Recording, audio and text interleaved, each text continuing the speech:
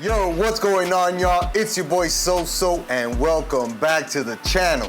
If you haven't already, you know what to do. Go hit that subscribe button, click the notifications on top, and hit a like and drop a comment on our latest video. Today, we're bringing you an exclusive interview with Lorenzo, the Giant Killer Medina. One of the greatest boxers coming out of Hialeah. This guy's undefeated, 5-0 with 5 knockouts, and we're here live at Goodfellas Barbershop where we both get our cuts and we both get it popping over here. Yes, Lorenzo, what's up, brother? What's up, man? Man, thank you for making the time for us today, man. Shout out to Javi, man, your barber. My dog's out here working overtime today. Yeah. For y'all, I will. Damn, man, appreciate that. And you know what, Lorenzo, tell the people where they can find you if they haven't followed you already on social media, man. At Lorenzo Medina ____. That's on your Instagram, right? Yes, sir. Yes, sir. You know Twitter, nothing like that? Yeah, I got Twitter, the Giant Killer with 2 R's at the end. Oh, I like that.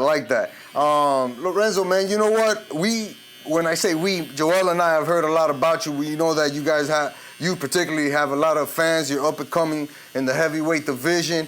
We got a whiff of your success when we were speaking to Kevin, and he mentioned that you're one of the best prospects that he has right now in that, man. Yeah. How does that make you feel coming from a guy like himself? Nah, it makes me feel great. You know, I know Kevin for a long time. Say about almost 11 years now. Awesome. And, you know, I have a real good relationship with him. And my other coach, too, Jeff Porridge, you know. They both of them got 2 different styles, but that's why it works so well, you know. Right. They specialize in 2 different things, and that's why I'm a well-rounded fighter. That's awesome, man. And it's true, you are a very well-rounded fighter. You know, something else Kevin mentioned was that he actually met you when you were 7. Yeah. You were fighting in the Police Athletic League up in Pembroke Pines. And, you know, he mentioned that you were a little lazy, but I don't believe that. I think that you were just biding your time, you know, figuring it out. Yeah, he always called me lazy because I never wanted to change my clothes. I used to just box in my school clothes. I still go in there and beat everybody up, though. That's what's up. I got videos of me tearing people. I didn't even know how to fight. Look at that, man. And you come a long way, bro. That means you've been in this sport 12 years now. You're 19 years old, right? You're a 18. professional, 18 years old, about to turn 19. Professional boxer. You know, and all of this has come to you fairly recent, man. You know, I wanted to talk about why you went pro, because you were ranked #1 in the super heavyweight when you were in your teens between the age of 13 and 15 nationwide, ranked #1. What made you chase the dream of becoming a professional athlete instead of the Olympic route? You know, a lot of these amateurs, they get stuck up in the Olympic route for so long. And I see these dudes that they have their mindset on one thing.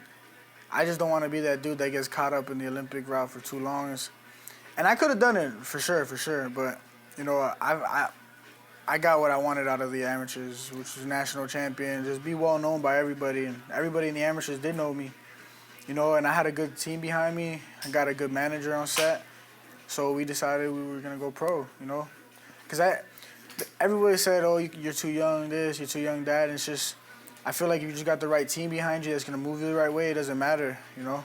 Yeah, man, that makes a big difference. Having the right type of trainer, right, who can recognize what your best assets are and have a way to not only grow it, but exploit it in fights. Exactly. That's very, very, you know, a rare thing to have in such a young fighter like yourself. Absolutely. You know, I wanted to ask you, on the Olympic style, do you like that style of point fighting, or are you more of mano a mano, let's see what happens? You know, everybody knows me because I'm a good defense, real slick, move my feet a lot. And I really think the style of amateur boxing has changed a lot. You know, it used to be move your feet, don't get hit, touch people.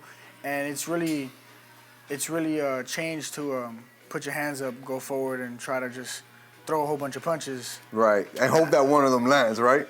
It's not even that hope that one of them lands. It's just, let me make sure I'm throwing more punches than the other dude. Yeah, And it's not boxing, bro. It's fighting. It's a different style of boxing, right? Definitely, because it's not your traditional sense of like... Because you can go to like the Mexican style, right? True. But it's not even the Mexican style, you know?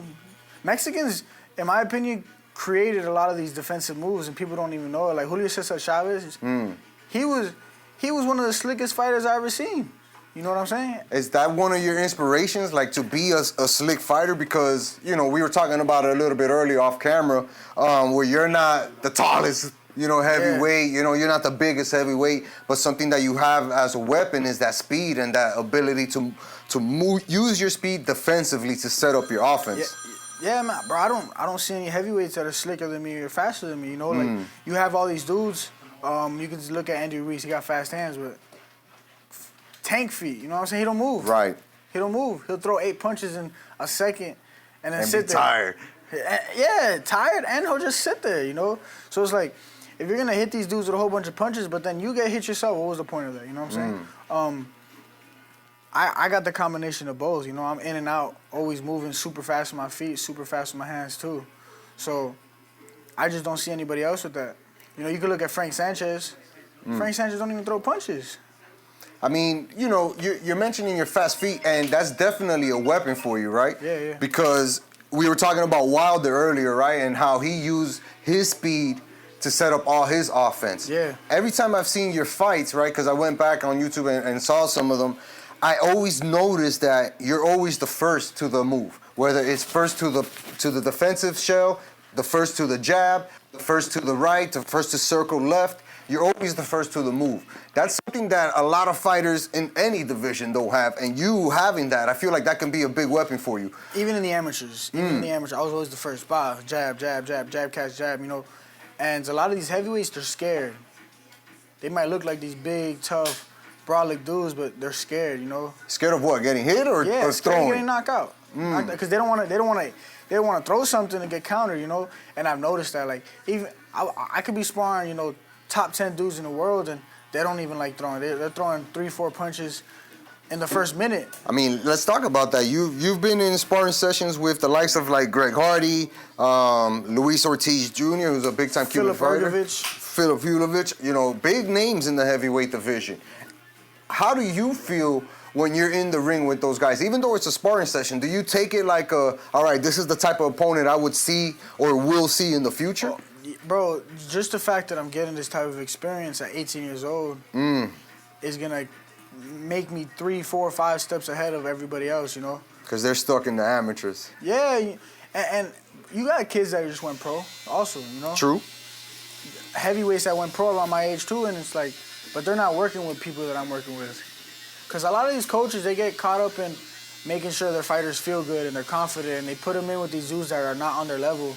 Right. And my coach has just never been like that. Bro, I had a streak for like 2 years. I was getting beat up in sparring for a long time when I was younger. But you know what? It made me take that step and just work harder and just become better than I was. Let's talk about that coaching, man, because, you know, you made your pro debut at age 17, and when I spoke to Kevin about it, he mentioned that you were probably as ready as anybody he's ever seen at 17 years old, not only to get into the ring, but to make a professional debut. Tell us about that experience in Mexico and how that made you kind of hungrier for more. Yeah, I was a little nervous at first, even though, bro, that dude wasn't even close to my level. Right. But it was just the fact that it was my first professional fight, 10-ounce gloves, no headgear, you know, I was just getting used to it. But as soon as the bell rang, you know, I was like, yeah, this is what I'm supposed to be doing. You know, all the nerves went out the window. And, bro, it all comes out to, like, bro, you got amateurs that are not training for 2-3 months at a time because they don't have a fight coming up. Right. And that's crazy to me because, like, even as a professional, you know, I'm pro. You know, sometimes I don't have a fight for 2-3 months, but I'm always in the gym. And I feel like that's what really gave me, or just made me feel like I was ready for the pros, you know? As an amateur, I was always in the gym, always. Would you say that gave you a lot of confidence in your fights? Like, for instance, in your last fight, right? You were fighting Cleveland up in Orlando on a short notice, right? Because you had trained for a different opponent that was supposed to happen on another promotion. That fell through. You end up getting the fight on Pro Box TV, right, in Plant City. And that place has put a lot of names out there that eventually get a bigger fight and move on forward. Tell me, what were your thoughts heading into that fight and how you were able to execute that night? To be honest with you, bro, I wasn't nervous whatsoever. That was probably that was the most confident I've ever been out of all 5 of my fights. And it just came to the fact that I was in the best shape that I've ever been in. I was the lightest I've ever been in. I felt the strongest. I was hurting dudes in sparring, every sparring. The sparring before that, because I sparred with Lorenzo and Philip Ergovich, those were the only dudes I didn't stop at sparring. Everybody else I was stopping. So I was just confident, man. You know, I knew I was ready, and I knew he wasn't supposed to be in there with me. You know, a lot of these dudes ask me, well, how you feel after that knockout? I was like, I don't feel anything. I was supposed to do that. You feel like you just got the work done. Yeah, you know, like, I'm not supposed to be proud of knocking out a bum. Yeah, man, I get it. And that's part of the coaching from your trainer, too, right? With his Stay Ready Athletics, you know, staying in the gym and being as fluid in that art, right? Because it is an art. Being fluid in that art and staying active in it is always a bigger way to make yourself better. Talk to me about, you know, not only your training, but the type of training you do, because I see you work with younger kids and stuff like that. I know you train your younger brother. Yeah. How does that give you an insight as to what else you can learn in this boxing game? Because you're still young, but you got some experience. To be honest with you, I do personal sessions, and that's probably helped me a lot with my own game, because I get to see things from a different perspective. And when my coach is explaining something to me, you know, sometimes I don't see it from their perspective, but now I'm put in that position where I have to see it from their perspective. So, you know, it definitely helps me a lot. And a lot of these kids, it's like, that I'm training, they end up having the same bad habits as I do. So you see yourself in them a little bit. And the way I fix them is the way I fix myself also, you know? So it really just allows me to better myself, you know, and just see myself from a different perspective, you know? That's interesting, man, because, again, I feel like that allows you to gain a different type of experience, right? Yeah. That you normally wouldn't get inside of a fight even, right? Because sometimes when you're in a fight, you're just thinking about the execution of the plan. Am I executing the plan well? Am I being defensive? Is this guy getting the better of me? Am I getting the better of him? What do you enjoy most about boxing? Is it the fighting? Is it the training? What do you enjoy the most about it? Bro, to be honest with you, if I'm not training, I don't feel good, you know? Like, a lot of the times when I don't have a fight coming up, I'll try to take a week off, 2 weeks off, and I end up being in the gym anyways. You know, it's kind of like a getaway from everything, you know? I always feel good in the gym, always. I mean, I'm always in the gym for a reason. When I was 15, I didn't have a car, you know? I was doing homeschooling. I used to bring the computer to my gym, do school there, and I'd be in the gym from 9 a.m. to 9 p.m. sometimes. Working. All day, exactly.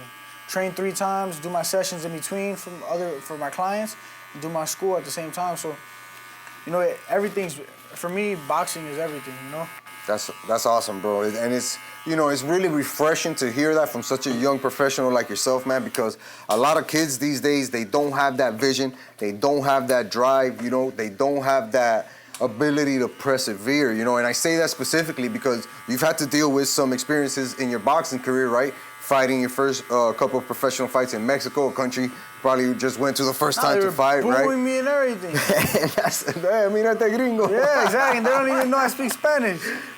So you're there talking back to the crowd while Exactly. knocking this dude out, man.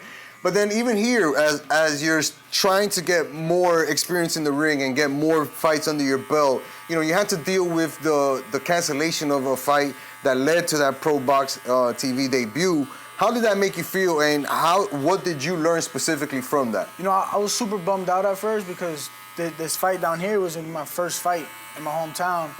And, man, I sold like $15,000 in tickets. I had a lot of people coming to this fight. I hope Javi bought about 20 of those tickets, dog. All right, just checking. I'm checking. And, you know, I was bummed out because it was going to be my first hometown fight, but, you know, where every closed door, there's another opened one, you know? And Right. Pro Box is a real big promotion, you know? It is. Very well known. They're new, but they're well known. Everybody knows about them. And it was definitely an opportunity to fight in front of my favorite fighters of all time. You know, Roy Jones Jr. is definitely one of my favorite fighters of all time. Absolutely, brother. And even though that fight got canceled, you know, I really appreciated Pro Box for putting me in that card because I know a lot of people saw me. I had like 500 people that was tuning in while I was fighting. Yeah, man. So, I mean, you know. And that's more than what was coming to my fight. Look at that. And again, you mentioned it, fighting in front of guys who are not only world class, they're ex-champions, Hall of Famers. Paulie's there, you know. The other dude that you mentioned, Roy Jones, is there. Like, they have Juan Manuel Marquez. You know, that place is really, you know, filled with a lot of experience. Did you get a chance to talk to any of them? And if you did, what type of advice did they give you? I actually spoke to Riddick Bowe. He was watching. Nice. He was front row on my That's fight. A legend right there, boy. He's literally way before your time, dog. That's like three. My time right there, man. Top 3 favorite heavyweight of all time for me right there. That's what's up. He was very impressed with me. He didn't even know I was 18. Wow. When I told him I was 18, his eyes glue up. But Riddick Bowe is the type of dude where I don't even think he was aware of what he was doing half the time. Like he doesn't realize how good he was. Right. You know what I'm saying? Right. And bro, he just him speaking to me and giving me that advice just gave me a boost of motivation, you know? And telling me how I look so good. Chris Algieri told me I looked great, you know? I mean, for me, I just make sure I'm doing better every fight, you know? And from my first fight to my last one, I think it's a whole different person. And there's still stuff in my last fight that I could have improved on. Like for me, my biggest thing was I gotta stop being so loose in there, you know? Right. I gotta stay tight and, you know, throw that jab a little bit out more, set things up. I'm glad you mentioned that, dog, because when I was watching the fight, you know, I know that you felt super confident in there. I do it because I can with that dude, but I'm not gonna always be able to do that. Exactly, you know, and that's something that, you know, as a young fighter, you learn that, right? Because you probably watch the fight again and you're like, all right, I get what people are talking about, you know? So that it'll be nice to see how you grow and develop from that last fight and use those experiences, right, to put you in a better position where you look even better on inside the ring, right? Exactly. Because you're able to effectively take out your opponent and finish dudes in the first round like you're used to. Exactly. I wanted to ask you something, man. You know, we were talking about it a little bit. Kevin mentioned it as one of his goals for you this year. How do you feel about, you know, trending towards getting signed towards the end of the year? Do you feel confident that that'll happen by the end of the year? 100%. Even if we got to take a couple hard fights, you know, I'm not worried about that. You ain't ducking nobody. Nah. You know, they've been ducking me. We've been talking to a couple heavyweights. They don't want to fight, but it is what it is. You know, that's how the business is. Right. You know, we won't mention them by name, but they know who they are, right? They know who they are. All right. That's fair. Watching. All right, that's fair. So how many fights are you looking to get into before the year is over? I mean, we talked about you having a fight. 5 more, maybe. At least 5 more fights. That'll put you at what? 10 fights, 11 and 0? Oh, 11 and 0. 11 and 0, 10 and 0 by the end of the year. That's the goal, huh? Okay, yeah, so let me ask you a question. You mentioned that Riddick Bowe is one of your top 3 fighters, right?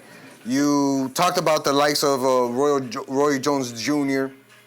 Do you see yourself having the ability to reach that class or get to that level?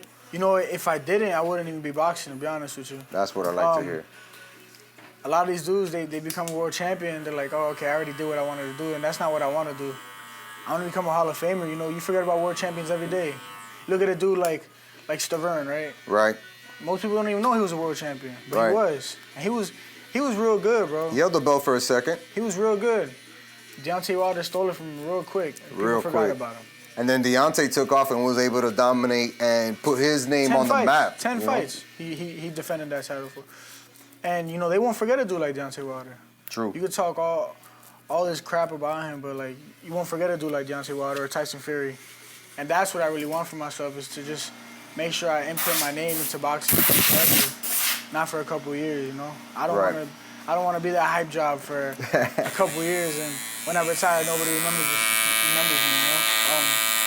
I mean, that type of ambition is hard to forget, bro. And if I'm honest with you, bro, it sounds like you're a very mature 18-year-old, right? You have a very determined outlook on where you want to head in your professional career. I'm wondering the type of effect it takes on your personal life, you know what I mean? Because you're 18, I'm sure you got girls hitting you up all the time, you know? Want to go out, let's go chill, but yeah, I see you running 5-6 miles every other week, every other day. Of course, you know, for me, you got to look at it this way. It's like I could party and I could go have that fun when I retire, you know?